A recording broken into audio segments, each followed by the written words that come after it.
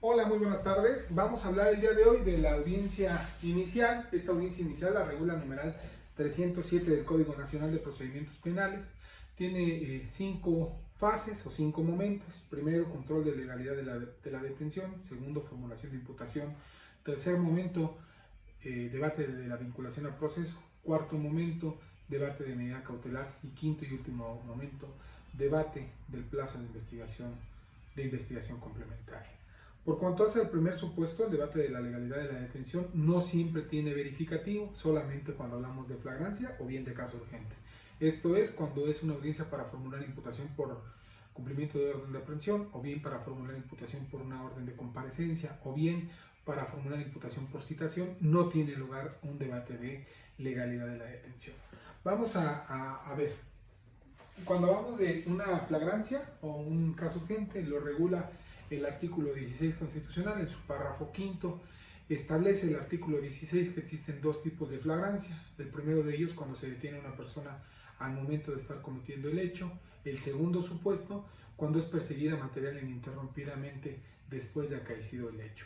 Debo de señalar que estos supuestos constitucionales se ven reflejados en el diverso numeral 146 del Código Nacional de Procedimientos Penales en dos fracciones. La fracción primera, que es una flagrancia propiamente dicha, la fracción segunda en su hipótesis A, que es una cuasi flagrancia, esto es existe una persecución material ininterrumpida después de acaecido el hecho, y la fracción segunda en la hipótesis B, que es una flagrancia por señalamiento. Esta flagrancia por señalamiento requiere que exista, como su nombre lo dice, un señalamiento por parte de la víctima, de un testigo o de alguien que haya participado en el hecho, que además el imputado se ha detenido en posesión de objetos, productos o instrumentos del delito, y finalmente que a partir de que se cometió el hecho, que se realizó la detención, no haya cesado la búsqueda o localización de este sujeto. Reitero, estos supuestos lo regula el artículo 16 constitucional. A manera de ejemplo, un delito flagrante lo tenemos, por ejemplo, cuando la persona es sorprendida al momento en que está desapoderando a la víctima de su teléfono celular. Ese hecho es percibido por el oficial primer respondiente y es quien realiza la detención en el mismo lugar en donde acaeció el hecho. Un segundo ejemplo respecto de la hipótesis que he denominado cuasi flagrancia es cuando el sujeto acaba de cometer el hecho delictuoso, inicia una huida y es advertido por algún testigo o inclusive por el propio elemento policíaco, y este elemento policíaco hace una persecución material ininterrumpida en relación a este sujeto y es detenido metros más adelante, precisamente con algún tiempo en cuanto hacia el momento en que se cometió el hecho y el momento en que se logró la detención. El tercer y último supuesto es, a manera de ejemplo, un hecho delictuoso de un robo. El imputado toma el teléfono celular y la pistola con el que amagó a la víctima, huye del lugar, la víctima advierte la presencia de unos elementos policíacos, les pide el auxilio, el imputado ya no está a la vista, pero se empieza a montar precisamente digámoslo de esta manera, un seguimiento o una búsqueda de este imputado con las características que dio la víctima. Es encontrado unas calles más adelante, la víctima señala que es esa persona que va caminando, la que momentos previos le había desapoderado de sus pertenencias. Los elementos policíacos realizan la detención y lo encuentran en posesión del objeto del delito, que va a ser el teléfono celular, del instrumento que es la pistola, y no se interrumpió esta búsqueda o localización. Estos son unos ejemplos de cuando hace a la flagrancia que podemos estar diciendo. Ahora bien, lo interesante cuando hablamos de la flagrancia es señalar, pues bueno, cuáles son los parámetros que vamos a debatir en una audiencia de control de legalidad de la detención. Si ustedes siguen el artículo 308 del Código Nacional de Procedimientos Penales, les va a establecer 3 supuestos a debatir en una audiencia de control de legalidad de la detención. El primero de ellos es verificar el supuesto de detención. Reitero, este es el numeral 308 del Código Nacional de Procedimientos Penales. Dice, supuestos de detención, que esto es que se justifique una flagrancia, ya sea pura, ya sea cuasi flagrancia, o bien ya sea una flagrancia por señalamiento. Más adelante hablamos del caso urgente, ahorita solamente me voy a ocupar de la flagrancia. Se requiere también que verifiquemos que se respete el plazo de retención que tiene la gente del Ministerio Público para tener a una persona detenida ante su potestad, término constitucional, términos del artículo 16 en su párrafo 12º, de precisamente 48 horas. Y finalmente que se cuente con requisito de procedibilidad, esto es la denuncia o bien la querella según sea el caso del que se trate. Esto lo establece el numeral 308 y pareciera que a ello debemos delimitar este debate de legalidad de la detención, es decir, solamente la gente del Ministerio Público tiene que justificar supuestos de detención, debe de justificar que respetó el plazo de retención, 48 horas, y debe de justificar que cuenta con requisito de procedibilidad, entiéndase denuncia o querella. Por cuanto hace el primer supuesto, pues bueno, es que justifique que de sus datos acredite que la detención aconteció ya sea al momento que cometió el hecho, inmediatamente después de haberlo cometido por una persecución material ininterrumpida, o bien porque existió un señalamiento por parte de la víctima, testigo o de alguna persona que intervino en el hecho y que además el imputado fue detenido en posesión de objeto, producto o instrumento del delito. Esto como primer requisito. El segundo, cuando habla del plazo de retención, se va a contabilizar estas 48 horas a partir de que el imputado queda a disposición del agente del Ministerio Público, no a partir de que es detenido, sino a partir del momento en que quedó a disposición de su potestad. El agente del Ministerio Público a partir de ese momento cuenta con 48 horas para integrar esa carpeta de investigación y precisamente para poner al imputado a disposición del órgano jurisdiccional. Debo de señalar que ese plazo de esas 48 horas se contabiliza, reitero, a partir de que es puesto a disposición el imputado ante el agente del Ministerio Público. Existe un supuesto en el que se va a poder ampliar a 96 horas y es cuando se trata de delincuencia organizada. Finalmente, contar con requisito de procedibilidad, denuncia o querella. Acuérdense que en un hecho delictuoso de persecución oficiosa, cualquier persona lo puede hacer del conocimiento de la autoridad para que inicie la investigación del mismo. Y cuando hablamos de delitos de querella, precisamente requiere la manifestación del titular del bien jurídico tutelado para que se inicie la persecución penal. El propio Código Nacional de Procedimientos Penales establece los requisitos para que sea presentada la querella. En caso contrario, el agente del Ministerio Público tiene que ordenar la libertad del imputado. Prevé el Código Nacional de Procedimientos Penales, precisamente en su numeral 148, pues bueno, que debe de conceder por principio de cuentas un plazo razonable para que el titular del bien jurídico presente su querella ante el agente del Ministerio Público. Prevé también este dispositivo procesal, pues bueno, que en este caso este plazo no puede ser mayor de 12 horas a partir de que fue notificada el titular de ese bien jurídico que puede interponer la querella por un delito de persecución, de esa forma de persecución y un delito flagrante. Tiene 12 horas para presentar la denuncia. Si no es presentada dentro de esas 12 horas, el agente del Ministerio Público puede ordenar la libertad. Señala que si no fue posible hacer esa notificación, el plazo va a ser de 24 horas. A partir de la detención, contabiliza 24 horas para que sea presentada esa querella y en caso contrario tiene que ordenar la libertad.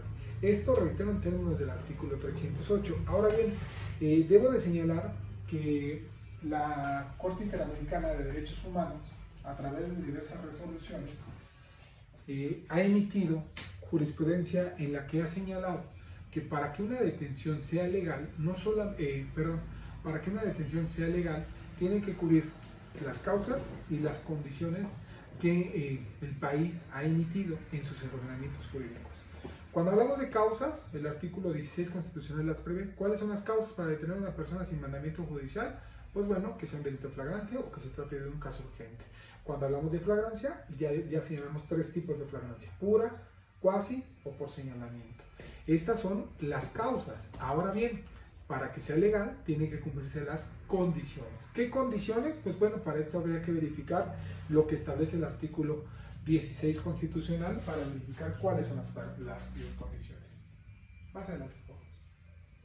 Más adelante. Bien. Fíjense bien, en este pequeño diagrama tratamos de verificar precisamente cuáles son las condiciones que se deben de cumplir. Las causas ya nos quedan claras, ahora vamos a ver las condiciones. Establece el artículo 147, legitimación. Señala que cualquier persona puede detener a otra tratándose de un delito flagrante, empero le surge una obligación. Y esta obligación es, si te detengo yo, ciudadano ordinario, la obligación es ponerte a inmediata disposición de la autoridad más próxima. Y esta con la misma prontitud ante el agente del Ministerio Público. Si la detención, por el contrario, lo practicó un cuerpo policíaco de seguridad pública o del índole que ustedes le quieren llamar, pero es un servidor público quien practica esa detención, ahí la obligación es distinta, porque ahí lo que tiene que hacer es, por principio de cuenta, realizar el registro de la detención. En segundo término, poner inmediata disposición del agente del Ministerio Público al imputado. Por eso es que hablamos de una legitimación, es lo primero que debemos de verificar. que la persona que practicó la detención haya cumplido con sus obligaciones. Esto es una inmediata puesta a disposición de la autoridad más próxima y esta con la misma prontitud ante la agente del Ministerio Público. Tratándose de órganos policíacos, la obligación es una inmediata puesta a disposición de la agente del Ministerio Público. El numeral 132 en su fracción quinta 103 en su fracción quinta, 132 en su fracción tercera y 152 del Código Nacional de Procedimientos Penales prevé esa obligación por parte del órgano policíaco que practica la detención de informar los derechos a imputados. Es decir, entre esos derechos, informarle que tiene derecho a no emitir una declaración, esto es, de guardar silencio, también que puede ser asistido por un defensor. Esto también se debe verificar por parte del órgano jurisdiccional que se haya dado cumplimiento a esa obligación por parte del órgano policíaco. Establece el numeral 147 en su segundo párrafo, el diverso 112 y 113 de la Ley General del Sistema Nacional de Seguridad Pública, así también como la reciente o el reciente Ley Nacional de Registro de Detenciones, si mal no recuerdo el nombre, establece esta obligación de realizar un registro de la detención por parte de los órganos policíacos. Ellos tienen la obligación de registrar la detención, que entre otros parámetros deben de cubrir el lugar de la detención, el nombre de la persona que está deteniendo, las condiciones en las que se encuentra, las circunstancias que determinaron esa detención, la autoridad que practica esa detención, el lugar donde va a ser puesta a disposición y en su caso los indicios encontrados. Se deben de cubrir esos parámetros al momento de realizar un registro de la detención. Establece el numeral 147 en su párrafo cuarto del mismo ordenamiento que hemos venido platicando, que es el Código Nacional de Procedimientos Penales, la inmediata puesta a disposición del imputado ante la agente del Ministerio Público. Si no se cumple con cualquiera de estas condiciones, pues bueno, la detención simplemente no es legal. Ello en inteligencia, reitero que la Corte Interamericana de Derechos Humanos ha señalado que para que una detención sea legal tiene que ser con las causas y bajo las condiciones de la legislación interna del país del que se trate. En nuestro caso, el artículo 16 constitucional del párrafo quinto establece estas obligaciones, lo que reitera el Código Nacional de Procedimientos Penales. Adicionalmente a estas obligaciones que ya hemos venido señalando acá, existen otras diversas, como son, paralelamente aquí, respetar el plazo de la retención, esto es las 48 horas, acá se referencia al artículo 16 constitucional. De este lado tendríamos precisamente la obligación de verificación de legalidad de la detención o verificación de flagrancia, que establece precisamente el numeral 149 del Código Nacional de Procedimientos Penales. Esto es, el agente del Ministerio Público tiene que emitir una determinación en términos del artículo 207 del Código Nacional de Procedimientos Penales, una determinación debidamente escrita, debidamente fundada y motivada, en el que se señale, pues bueno, que efectivamente verificó que de acuerdo a la narrativa de los oficiales primero respondientes existía una flagrancia y por tanto decretó la retención del imputado en sede ministerial. Entonces vean cómo van surgiendo diversas condiciones. Una condición del acuerdo de retención que tiene que elaborar el agente del Ministerio Público en términos del numeral 149 del Código Nacional de Procedimientos Penales. Se requiere también que el imputado sea conducido de manera pronta ante el juez de control para que éste se pronuncie sobre la legalidad o ilegalidad de esa detención. En esa inteligencia, de no cumplirse cualquiera de estos supuestos que hemos venido señalando, cualquiera de estas condiciones, esta detención devendría ilegal. Dando continuidad al tema que habíamos platicado, les comparto esa tesis aislada con número de registro 26476, cuyo rubro es el siguiente: flagrancia, la detención de una persona sin el cumplimiento restricto del marco constitucional y convencional que regula aquella figura debe de considerarse arbitraria. Si ustedes checan el contenido de esa tesis, precisamente refiere que a partir de aquí dice sus causas y condiciones estén fijadas de antemano por la Constitución y por la ley. 2. La prohibición de detenciones arbitrarias. 3. La persona detenida debe ser informada en el momento de su detención de las razones de la misma y notificada sin demora de los cargos formulados en contra de ella. 4. Las personas detenidas serán llevadas sin demora ante la autoridad competente para que verifique la legalidad de la detención. Y 5. Se ordenará la libertad si la detención fue ilegal o arbitraria. Como ustedes pueden advertir de la tesis que estamos comentando, pues bueno, entonces sí se requiere, cuando hablamos de una legal detención, que se cumplan todas las disposiciones que el país firmante haya emitido. Es decir, hablamos del artículo 16 constitucional y recordarán ustedes que en la diapositiva que proyectamos tenían diversas obligaciones que se tenían que cumplir. La primera de ellas era, estas, acuérdense, son condiciones. Los supuestos son flagrancia, caso urgente, flagrancia pura, cuasi flagrancia y flagrancia por señalamiento. Pero cuando hablamos de condiciones, y aquí es lo importante, porque de acuerdo a esta tesis señala que tiene que darse el cumplimiento irrestricto de todas las condiciones que impuso el propio gobierno. En el caso mexicano hablábamos de una legitimación de detención, de una inmediata puesta a disposición tanto de la autoridad más cercana como del Ministerio Público, verificación de la flagrancia por parte del Ministerio Público, la retención del imputado en sede ministerial por el término de 48 horas. Desde luego también hablamos del registro de la detención, de informar al imputado sobre las causas, motivos de la detención y sobre sus derechos. Hablamos también del derecho humano a que el juez de control se pronuncie sobre la legalidad o ilegalidad de la detención. En esta inteligencia, si no se cumple cualquiera de estos supuestos, cualquiera de estas condiciones no son respetadas, la detención debe decretarse como ilegal. Es decir, desde el control de detención no puede permanecer la persona detenida. No ignoro el contenido de diversas tesis aisladas que refieren: si no hay una inmediata puesta a disposición, no pasa nada. En razón precisamente de que es una actuación por parte del elemento policíaco y de la propia autoridad que dará lugar a una responsabilidad administrativa o inclusive penal, pero no afecta al núcleo duro de la detención. Desde luego que no comparto ese criterio jurisprudencial, pues de acuerdo a esta tesis que les he señalado y a las sentencias de la Corte Interamericana, entre otros casos, Chaparro Álvarez contra el Estado de Ecuador, Humberto Sánchez contra el Estado de Honduras, se han pronunciado al respecto de que se deben de cumplir todas las causas y todas las condiciones que el país interno estableció. En el caso concreto, las que ya hemos venido señalando. Entonces, aquí vienen las circunstancias que debe de tomar en atención la defensa. Por principio de cuentas, el debate lo va a centrar en relación a si efectivamente la detención fue o no fue flagrante. Y si efectivamente la hipótesis que la gente del Ministerio Público invoca es o no es la aplicable. Esto es, verificar si se trata de una flagrancia propiamente dicho, una cuasi flagrancia o una flagrancia por señalamiento.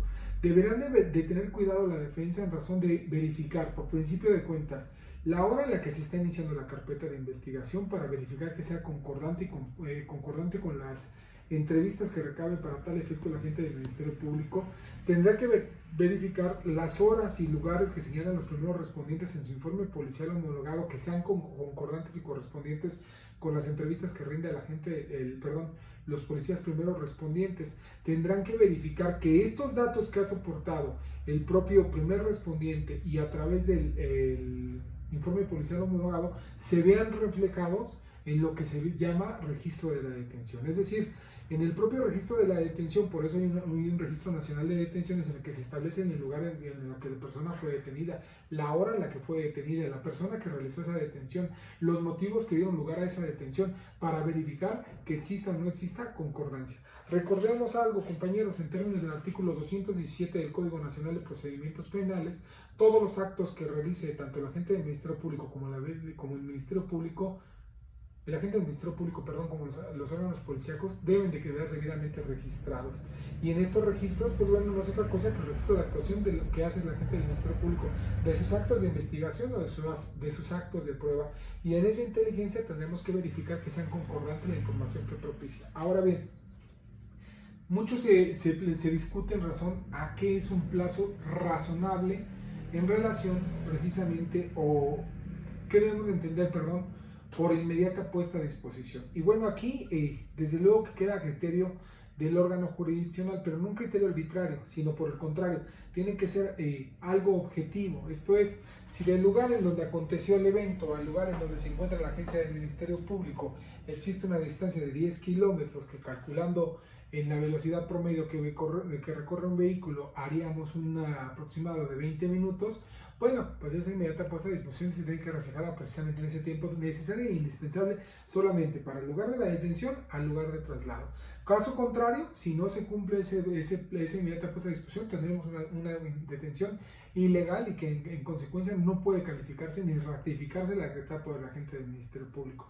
¿Qué pasa si no existe registro de la detención? Lo mismo, la detención no se puede convalidar, es tanto como convalidar la actuación arbitraria, negligente por parte de los elementos policíacos, y desde luego que no se puede permitir ni solventar esas circunstancias. Se debe ordenar la inmediata libertad. ¿Qué efecto tiene que una persona sea o no sea informada de los derechos al momento de su detención? Tiene diversos matices. El primero de ellos es precisamente la garantía de no autoincriminación, que no proporciona información que a la postre le va a ser perjudicial, más aún que tenga la oportunidad de designar un defensor que verifique la actuación por parte del agente del Ministerio Público y del elemento policíaco. Luego entonces, si no se le informó ese derecho, también da lugar a una ilegal detención, y la consecuencia es que se ordene su inmediata libertad. Desde luego que esto es muy criticable y podrá ser cuestionable en relación a los diversos órganos jurisdiccionales. Lo cierto es que estas condiciones no están a capricho de que puedan no cumplirse. Si las estableció el gobierno mexicano a través del artículo 16 constitucional y los demás relativos del Código Nacional de Procedimientos Penales, estas disposiciones deben ser cumplidas por todas las autoridades. De no ser así, es una ilegal detención. Ahora bien, debo de señalar que de no calificarse de legal la detención, va a tener que ordenarse la inmediata libertad. También es muy debatible en esa etapa de control de detención respecto de la materialidad del hecho con apariencia de delito o la no materialidad de ese hecho con apariencia de delito. Y he escuchado muchos debates respecto de que en los que el propio órgano jurisdiccional le refiere a la defensa. No es necesario en este estadio debatir sobre si existe o no existe un hecho delictuoso, porque es en apariencia que te justifica la detención. Considero incorrecta esta postura, ya que efectivamente el órgano jurisdiccional debe de verificar que esa detención se haya motivado a partir de la apariencia de un hecho delictuoso. Es decir, una persona que va caminando sin cometer ilícito alguno y es detenido por una elemento policíaco, y al practicar la detención le encuentran estupefacientes, no está siendo detenido en delito flagrante, pues no existía precisamente un antecedente que motivara el acto de molestia, que es detener a esa persona para hacer la inspección. Recordemos lo que establece el propio 267 en el Código Nacional de Procedimientos Penales cuando habla de las inspecciones. Cuando el 267 señala las inspecciones, solo tienen lugar bajo dos supuestos. Uno, un delito flagrante, y dos, cuando permitan establecer que en su persona tiene objetos, productos o instrumentos de delito. Si la persona no estaba cometiendo un hecho delictuoso alguno, ¿qué motivaría ese acto precisamente para practicar una inspección? En esa inteligencia, ese acto, desde luego, que es un acto ilegal y no se puede calificar ni ratificar esa detención. En esa inteligencia, señores defensores, tendrán que verificar que se cumplan estos requisitos para debatir o no una legal detención, y no solamente reducirlo a verificar que el supuesto de hecho se cumpla, es decir, que exista una flagrancia, una cuasi flagrancia o una flagrancia por señalamiento, que se haya respetado el plazo de la retención y que se cuente con requisito de procedibilidad. No es así, debemos de ampliar ese debate precisamente a todos los supuestos que establece la propia Constitución y el propio Código Nacional de Procedimientos Penales. Señalaba hace un momento que el artículo 16 en el párrafo 5 de la Constitución es quien establece precisamente esas obligaciones por los órganos policíacos, esas obligaciones del Estado para cumplir con una legal detención. Y en concreto refiere, cualquier persona podrá detener al indiciado al momento de que esté cometiendo un delito o inmediatamente después de que haberlo cometido, poniendo sin demora a disposición de la autoridad más cercana, y esta con la misma prontitud ante el agente del Ministerio Público. Existirá un registro inmediato de la detención. En esa inteligencia se advierte, pues, que tienen que cumplirse con estas obligaciones. ¿Qué pasa cuando los ciudadanos hacen una detención precisamente del indiciado? Bueno, si ustedes verifican, ellos no tienen la facultad para, en términos del 267, practicar una inspección en contra de la persona. Ellos tienen que limitarse a hacer la detención y de inmediato ponerla a disposición de la autoridad más próxima. Es común que los ciudadanos practican una detención, golpean al imputado, esperan a que la autoridad más próxima arribe al lugar sin que ellos lo trasladen a la autoridad, sino por el contrario, golpean a la persona, la inspeccionan, le encuentran los objetos, productos o instrumentos del delito y esperan a que los órganos policíacos lleguen. A veces, en ese intervalo, pasa 1, 2, 3 horas y bueno, se lleva ante el Ministerio Público y este a su vez lo sube ante el órgano de control. Desde luego que esa detención es ilegal, pues el acto que realizaron los particulares no está pegado al mandato constitucional del artículo 16. Es decir, el particular, ¿se acuerdan cuando platicamos de legitimación? Tenía: te detengo y te pongo inmediata a disposición de la autoridad más cercana. No hice eso, te detuve, te golpeé, te inspeccioné, facultad que no tengo en términos del artículo 267 y 132 del Código Nacional de Procedimientos Penales, y en esa inteligencia, esa detención, desde luego que se torna ilegal. Esto lo debemos debatir ante el órgano de control judicial, precisamente de forma adecuada, buscando que se pronuncie sobre una detención ilegal y en consecuencia ordene la inmediata libertad del imputado. Reitero, no es que asuma una posición garantista o que bien esté velando por los derechos del imputado, es simplemente el irrestricto respeto a las condiciones y a las causas que de antemano fijó el gobierno mexicano para que una detención se determine como legal o ilegal.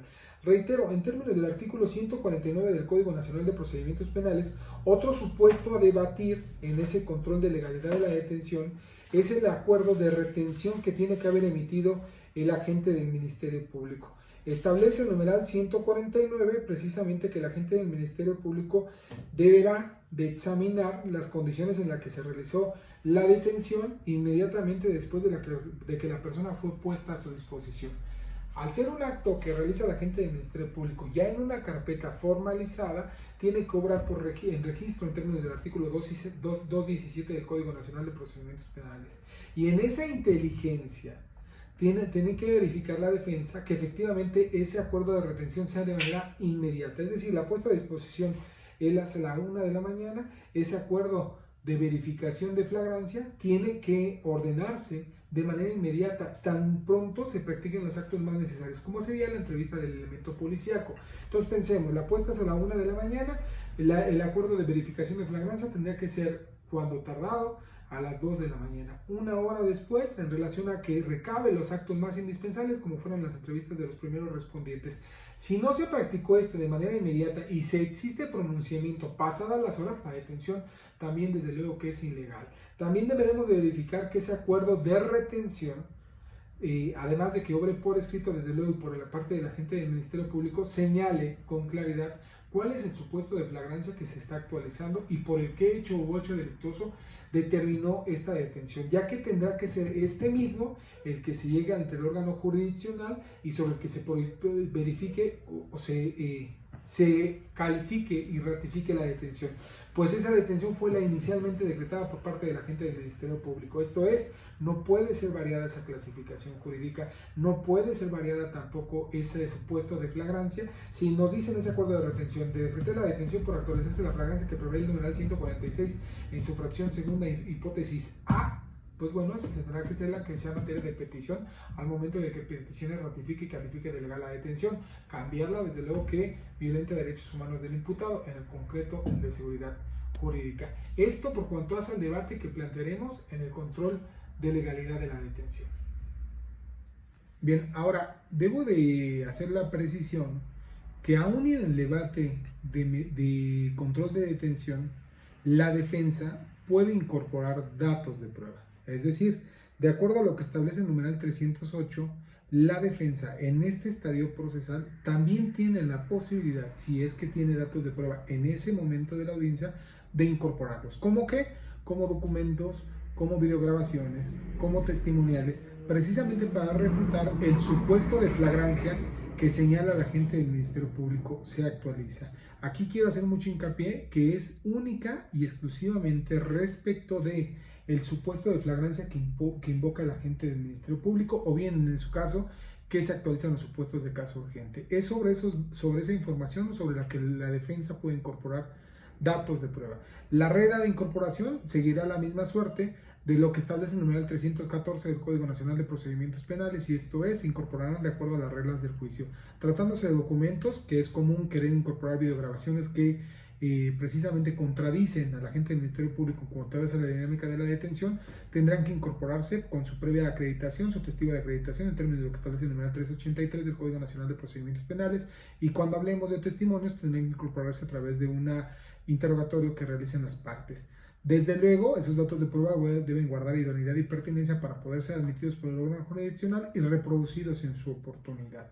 La única condicionante es que estén disponibles en esa propia audiencia para hacer su incorporación, ya que el debate de legalidad de la detención no admite demora y tendría que haber un pronunciamiento judicial en ese momento. Ahora bien, cabe el supuesto de que al inicio de la audiencia, precisamente el agente del Ministerio Público no se encuentre presente en la sala de audiencias, y en este supuesto lo que hará el órgano jurisdiccional es decretará un receso que no deberá durar más que 1 hora. Se comunicará con el superior jerárquico a efecto de que haga su comparecer a un diverso agente del Ministerio Público, y en caso de no encontrarse presente un agente del Ministerio Público, el órgano jurisdiccional podrá pronunciarse y ordenar la inmediata libertad del imputado en razón de la falta de comparecencia por parte del agente del Ministerio Público.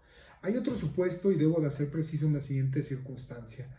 Existimos jueces de control que nos pronunciamos por cuanto hace a la libertad del imputado en términos del artículo de 140 en sede ministerial. Es decir, el agente del Ministerio Público conduce a imputados a sede judicial cuando el hecho delictuoso que le está atribuyendo no amerita una prisión preventiva oficiosa en términos del numeral 167 del Código Nacional de Procedimientos Penales. Sin embargo, no ordena la libertad del imputado desde sede ministerial. En mi criterio, desde luego que esa forma de actuación del agente del Ministerio Público, sin que existan datos de prueba que justifiquen que en su momento peticionará una medida cautelar de prisión preventiva como medida cautelar, justificada obviamente, ya que si es oficiosa no habría debate al respecto, pues bueno, esa detención se tornaría arbitraria. En términos de lo que establece la Comisión Americana sobre Derechos Humanos en el numeral 7.3, pues existe esa prohibición para detenciones ilegales o arbitrarias, y a criterio de este ponente, esa detención desde luego que se tornaría arbitraria. Lo explico en términos más comunes. Una persona que es conducida a sede judicial, que no fue ordenada la libertad del agente del Ministerio Público en el término de las 48 horas, cuando el delito que le están atribuyendo claramente no amerita ni una prisión preventiva oficiosa, ni alguno de los supuestos del numeral 168, 169 y 170 del Código Nacional de Procedimientos Penales, esto es, no se va a meditar una prisión preventiva de corte justificada, pues bueno, desde luego que amerita que no califiquemos ni ratifiquemos de legal esa detención, no por ser ilegal, sino por ser arbitraria. Pongo un ejemplo. Un hecho delictuoso de delitos contra la salud en su modalidad de posesión simple claramente no ameritaría una prisión preventiva oficiosa. Desde luego que en el caso concreto habría que verificar que la libertad del imputado no presente un peligro para el desarrollo de la investigación, que la libertad del imputado no ponga en peligro a la víctima o a los testigos o a la comunidad, y finalmente que no presente un riesgo por parte del imputado para comparecer al procedimiento. Si no se actualiza objetivamente con datos de prueba que abren la carpeta de investigación alguno de esos supuestos, y el agente del Ministerio Público no emite una determinación por escrito al respecto de que peticionaría prisión preventiva justificada como medida cautelar, esa detención se torna arbitraria y da lugar a una libertad del imputado. Hago este razonamiento en la siguiente inteligencia. No puedo entender que hechos delictuosos que las legislaciones previo a la reforma del 2008 contemplaban una libertad provisional bajo caución del imputado desde sede ministerial, ahora tengamos la necesidad de conducirlas ante el órgano jurisdiccional en razón de que la gente del Ministerio Público no puede imponer medidas cautelares.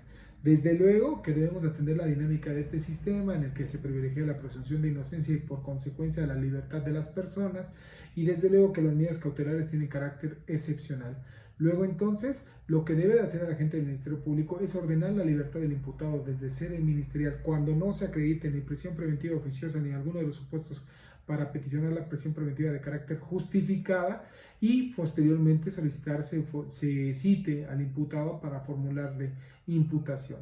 Desde luego que reitero, este razonamiento lo hago porque pensemos en el Código del Estado de México, donde un artículo 9 del Código Penal de esta entidad federativa nos decía que delitos eran graves y no eran graves para obtener una libertad provisional bajo caución. En el Código Penal Federal, el artículo 194 del Código Federal de Procedimientos Penales establecía qué delitos se meditaban y cuáles no la libertad provisional bajo caución. En la Ciudad de México se preveía la media aritmética de 5 años para verificar cuál delito ameritaba o no una libertad provisional bajo caución, y no entiendo la lógica de que ese catálogo de delitos que ameritaba libertades de sede ministerial ahora tengan que ser conducidos ante sede judicial. Desde luego que considero que hacerlo así violenta el derecho humano de libertad personal. Y en términos del artículo primero constitucional, en esa obligación precisamente de reparar violaciones a derechos humanos, pues el órgano jurisdiccional la única forma que tiene para reparar es ordenando la inmediata libertad del imputado. Y de advertir que se trata de alguno de esos supuestos, tiene que ordenar la libertad del imputado. Es otro debate que puede centrar la defensa al momento de verificar la legalidad o no de la detención, es decir, si el hecho delictuoso que se le atribuía a su representado es de aquellos que no amerita prisión preventiva oficiosa, y además de los datos de prueba no se advierte que se actualice ninguno de los supuestos del 168, 169 y 170, no existe acuerdo de determinación por parte del agente del Ministerio Público en términos del numeral 140 que peticionará dicha medida cautelar ante sede judicial, pues desde luego que esa detención se torna arbitraria. Recordemos, como lo hice del conocimiento hace un momento, que en términos del numeral 217 el agente del Ministerio Público tiene esa obligación de registro y en esa inteligencia debe de obrar un acuerdo al respecto. Es otro de los debates que pueden centrar este control de legalidad de la detención. Debo de finalmente señalar que el hecho de que una detención no se califique de legal no necesariamente conlleva la nulidad de los datos de prueba. Habría que verificar cuáles datos de prueba se adquieren a partir de la violación de ese derecho humano para establecer si estos datos de prueba devendrán ilícitos a la postre por la violación de ese derecho humano o no necesariamente. Esto lo hago mención ya que muchas de las veces se piensa que al no calificarse de legal la detención conllevaría la ilegalidad de los datos de prueba. No necesariamente es así, tendríamos que ver el supuesto específico para verificar si este pronunciamiento tiene que tener lugar o bien no influiría en la ilicitud o ilicitud de los datos de prueba.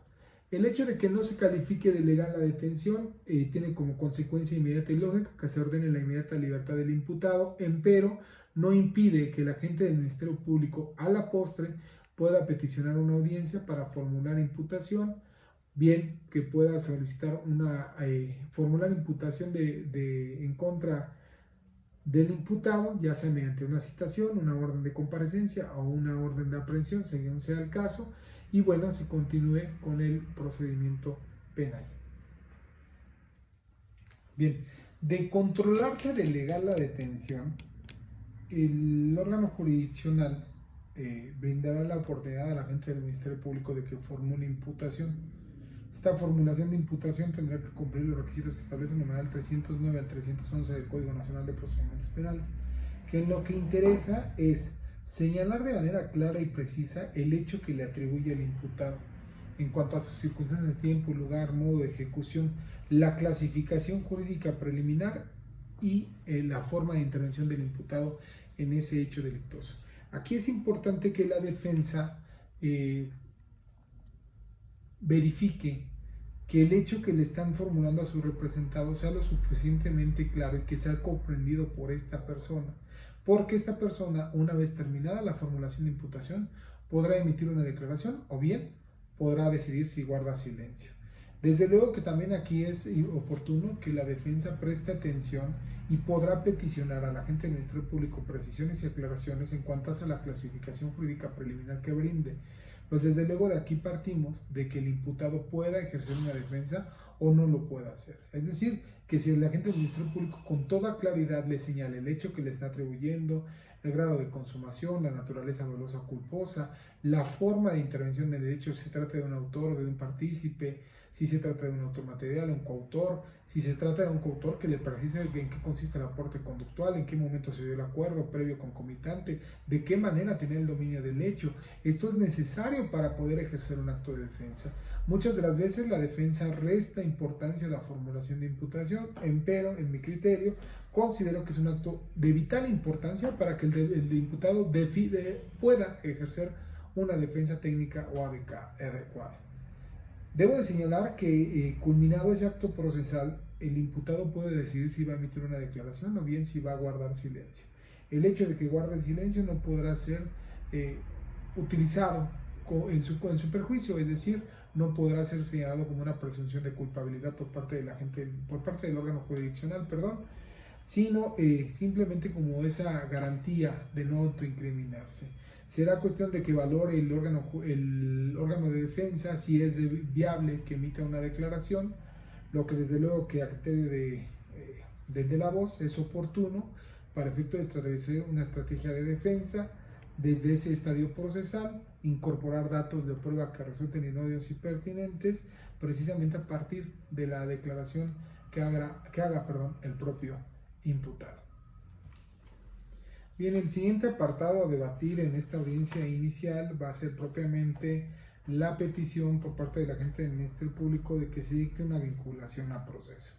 En este supuesto, en términos de lo que establece el numeral 313 del Código Nacional de Procedimientos Penales, el órgano jurisdiccional cuenta con un plazo de 72 horas que se contabiliza a partir de que el imputado fue ingresado y puesto a disposición en el centro penitenciario y o bien de 144 que puede ser duplicado a petición de la defensa o del imputado con la intención de incorporar algún dato de prueba. Debo de señalar que para que se dicte una vinculación a un proceso se deben de cumplir dos requisitos, unos requisitos que son de forma y otros requisitos que son de fondo. Los requisitos de forma son que se le haya formulado imputación al imputado, brindado la oportunidad de emitir una declaración o bien de guardar silencio. Por cuanto a los requisitos de fondo, son que existan datos de prueba que permitan establecer que se cometió un hecho que la ley señala como delito, que exista la posibilidad de que el imputado lo cometió o participó en su comisión. También que no exista debidamente acreditada una causa de extinción de la acción penal o una causa de excluyente del delito. En esa inteligencia debo de señalar que a este respecto el numeral 259 y 261 del Código Nacional de Procedimientos Penales nos señala lo que debemos de entender por un dato de prueba, que estos datos de prueba en lo que interesa pues es la referencia hacia cierta información de un medio de prueba, uno incorporado o desagregado ante el juez del conocimiento, pero que deben de regirse bajo los principios de idoneidad, pertinencia y suficiencia. En otras cápsulas ya hemos señalado lo que debemos entender por idoneidad, pertinencia y suficiencia, y solamente recordaremos pues bueno, que la idoneidad es precisamente el medio adecuado para acreditar cierto hecho, la pertinencia que tenga vinculación inmediata y directa con el hecho que se está investigando, y la suficiencia que en su conjunto se pueda concluir unívocamente de manera razonada pues precisamente la existencia de esa particularidad que se quiere acreditar. Reitero, como parámetro también se requiere que no se encuentre acreditada una causa de extinción del delito o una causa excluyente de responsable penal, esto es, que no esté acreditada a favor del imputado una ausencia de conducta, una cuestión de atipicidad, por falta de alguno de los elementos, por un error de tipo de carácter vencible o invencible, por el consentimiento del titular del bien jurídico tutelado, una causa de justificación como sería legítima defensa, estado de necesidad, ejercicio de un derecho, cumplimiento de un deber, una causa de inculpabilidad como sería una inimputabilidad transitoria no provocada dolosamente por el responsable del hecho delictuoso, una inexigibilidad de otra conducta o un error de prohibición de carácter invencible.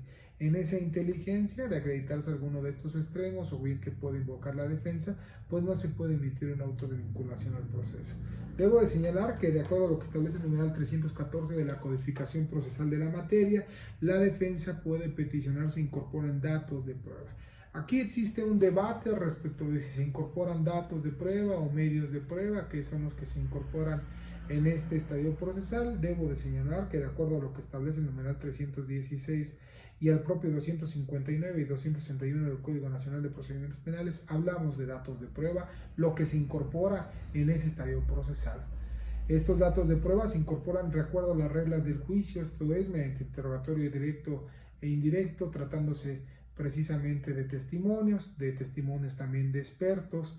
Tratándose de documentos, se incorporan previos a acreditación en términos de 383 por el testigo de autenticidad o de acreditación, y desde luego que esos documentos deben de incorporarse en su proyección, su lectura parcial o total. En esa inteligencia hay libertad probatoria para el imputado en términos de lo que establece el artículo 20, apartado B, fracción cuarta, para ofertar los datos de prueba que consideren necesarios para su defensa, y el órgano jurisdiccional debe de auxiliarlo para lograr esa comparecencia. La única regla y condicionante es que resulten idóneos, pertinentes y que desde luego no sean aportados, obtenidos o incorporados mediante la violación a un derecho humano. En esa inteligencia, el órgano jurisdiccional deberá de auxiliar a la defensa para lograr la comparecencia de todos los datos de prueba que consideren oportunos. los puede incorporar dentro de toda esa prórroga constitucional hasta antes que fenezca, es decir, se señalará una audiencia para continuación de audiencia inicial en la que se incorporarán los datos de prueba con los que cuente la defensa, empero si cuenta con datos de prueba nuevos, se pueden incorporar dentro de esta prórroga constitucional. La gente del Ministerio Público también se encuentra obligado a auxiliar a la defensa para lograr los datos que considere oportuno, como son videograbaciones, como son informes, como son la comparecencia de los primeros respondientes, de la víctima, para que puedan ser cuestionados por la defensa y en una igualdad de condiciones pueda controvertir los datos de prueba que obran en la carpeta de investigación. He escuchado que en muchas de las latitudes judiciales se limita a la defensa este ejercicio, lo considero inadecuado, pues el numeral 314 es claro en señalar que se puede incorporar los datos de prueba que la defensa considere oportunos y desde luego que esa interpretación se debe hacer en relación con el 20 constitucional apartado B en su fracción cuarta. Bien, desahogados estos datos de prueba, de acuerdo a las reglas del juicio oral, se tendrá que valorar por el órgano jurisdiccional y esta valoración se hace, reitero, atendiendo a los principios de idoneidad, pertinencia y suficiencia. Aquí debo de señalar que estos datos de prueba deben de permitir razonadamente, tanto los de cargo como los de descargo, pues que se infiera razonadamente que se comete un hecho que la ley señala como delito, que no es otra cosa, sino que ese hecho que la ley señala como delito se haya satisfecho en todos y cada uno de sus elementos objetivos, normativos y subjetivos, y desde luego que no se encuentra acreditado un aspecto negativo del hecho del delito, como sería un elemento negativo del delito, como sería una ausencia de conducta, una tipicidad, una causa de justificación o una causa de inculpabilidad, pues ello daría lugar a un auto de no vinculación a proceso. Bien, finalmente vamos a platicar un poco respecto del debate que se tiene relativo a la imposición de la medida cautelar. Cuando hablamos de medidas cautelares, el debate se va a centrar bajo dos supuestos. Aquellos delitos que ameritan una prisión preventiva oficiosa en términos del artículo 19 constitucional o 167 del Código Nacional de Procedimientos Penales. Esos hechos delictuosos pues ni siquiera va a justificar un debate, son de imposición oficiosa por el órgano jurisdiccional. Pero fuera de ese catálogo de delitos, el debate se centra respecto de la necesidad de imponer una medida cautelar, ya sea de una prisión preventiva justificada, que tiene que cumplir alguno de los parámetros del 168, 169 y 170, es decir, que la libertad del imputado presente un peligro de sustracción de la acción de la justicia o de comparecencia ante el órgano jurisdiccional, que presente un riesgo para el sano desarrollo de la investigación o un peligro para la víctima, testigos o para la comunidad. Si se actualiza alguno de estos supuestos bajo dato de prueba objetivo, pues da lugar a una prisión preventiva justificada. Ahí la defensa tiene que ser muy hábil para debatir que alguno de estos supuestos no se encuentra justificado. Esta justificación solo puede ser a partir de dato de prueba objetivo que obra en la propia carpeta de investigación y que desde luego también se debe tomar en consideración la evaluación de riesgo que para tal efecto hace la autoridad respectiva. De no contarse con esa evaluación de riesgo, pues bueno, es una carga procesal para la gente del Ministerio Público en términos del 20 constitucional, apartado A, fracción quinta, y en esa inteligencia no se puede presumir uno de estos extremos del 168, 169 y 170 si no hay dato de prueba que así lo corrobore, si no hay un informe de evaluación de riesgo. Entonces debe de presumirse precisamente el cumplimiento de una medida cautelar diversa a la prisión preventiva. La medida cautelar de prisión preventiva justificada debe de utilizarse de manera excepcional, de manera proporcional y debe de emplearse como último mecanismo.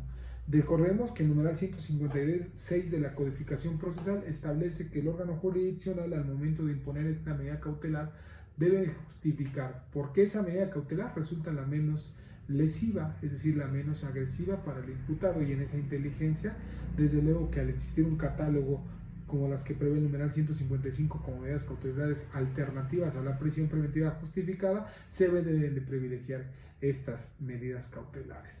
La defensa puede incorporar dato de prueba relativo a la idoneidad de esa medida cautelar. Esto es, Aun y cuando en la carpeta no obre esa información, la defensa puede proponer al juez de control y poner que se incorpore dato de prueba para que sea valorado alguno de esos supuestos y en consecuencia se ponga una medida cautelar menos agresiva.